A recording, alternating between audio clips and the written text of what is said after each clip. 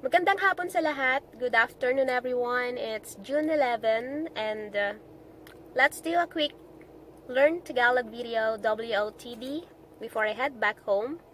Just finished with my bonding today. Bonding.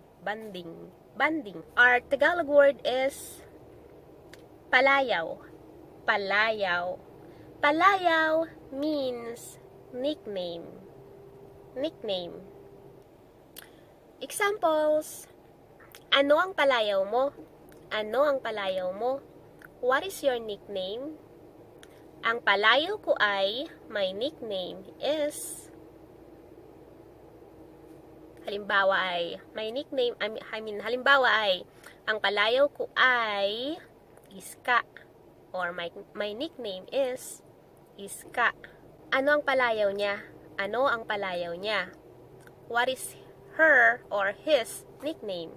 Or if you wanna say, ano ang gusto mong palayaw? Ano ang gusto mong palayaw?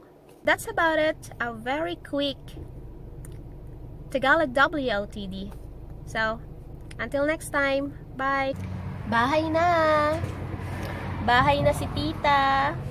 Anong palayaw mo? Say, ang palayaw ko ay hero. Ang palayaw ko ay hero. Ang palayaw ko ay hero. Ikaw, mama, anong palayaw mo? Tulungan nila tayo sa paghanap kay Joy. Kailangan natin.